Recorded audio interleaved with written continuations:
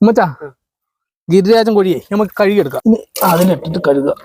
ഗിരിരാജൻ കോഴിയാണെങ്കിൽ മുട്ടയൊക്കെ ഉണ്ട് കേട്ടോ. 2-3 പ്രാവശ്യം കഴുകി. ഇനി ഒന്നുകൂടി കഴുകിയെടുക്കാം. ഇത് വെട്ടിയെടുക്കുമ്പോൾ തന്നെ മഞ്ഞളൊക്കെ തേച്ചു. അതുകൊണ്ട് ഇനി മഞ്ഞളൊന്നും അധികം വേണ്ട ആവശ്യമില്ല.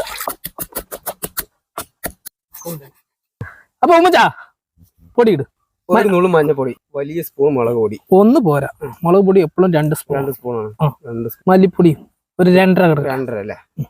എപ്പോഴും പൊടി മല്ലിപ്പൊടി ഇല്ലേ, മുളക് പൊടി കൂടുതൽ. ചിക്കൻ മസാല അത് 1 മതി. അത് 1 സ്പൂൺ മതി.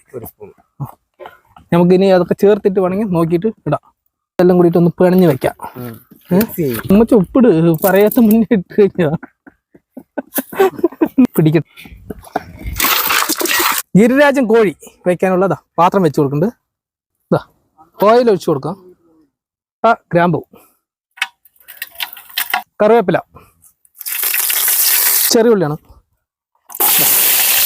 പച്ചമുളക് നടുവ് 4 മുറിച്ചു, വലിയ ഉള്ളി കൊഞ്ചം കുനുകുനൂന്നരിഞ്ഞു അല്ലേ, ചെറുതായി.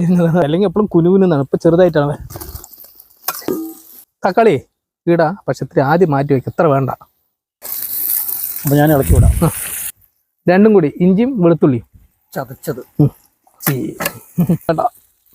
1 മല്ലിപ്പൊടി, 1 കുരുമുളക് പൊടി, 1 ചിക്കൻ മസാല അത് 1 സ്പൂൺ വേണ്ട, അത് കുന്നൽ വരണ്ട. അര മതി. ഇത്തിരി കുരുമുളക് സാധാ ഇതായിട്ട്, ഉപ്പും മല്ലിത്തഴി. വെള്ളം ഒഴിച്ചോ.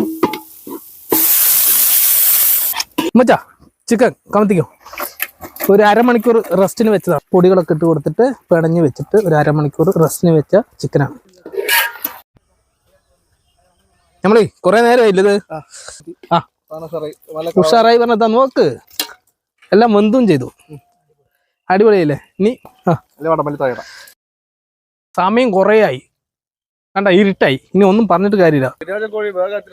സാറേ സമയം 1.5 മണിക്കൂർ കഴിഞ്ഞു. ഇറക്കി വെക്കന്നെ. ഇന്ന് ഞങ്ങള് ഗിരിരാജൻ കോഴിയൊക്കെ വെച്ചിട്ട് നൂൽപുട്ടാണ്. എത്ര സമയം എടുക്കും? മൂത്തത് വാങ്ങണ്ട, ഞാൻ അപ്പളും പറഞ്ഞത് മൂത്തു കേട്ടില്ല. അത്ര മൂത്തിട്ടൊന്നും ഇല്ല എന്ന് വിചാരിച്ചത്, പക്ഷെ നന്നായി മൂത്തല്ലേ. കഴിക്കാൻ പോകണം. അഞ്ചമാരെ കം അറ്റാക്ക്. ഗിരിരാജൻ പറഞ്ഞു കഴിഞ്ഞാൽ ഒത്തിരി വേവ് കൂടും. ഈ ബോയിലർ കോഴി പോലെയല്ല, സാധാ നമ്മുടെ നാടൻ കോഴിയില് ആ ലെവലിൽ വരും. എന്നുവെച്ചാ എങ്ങനെയുണ്ട്?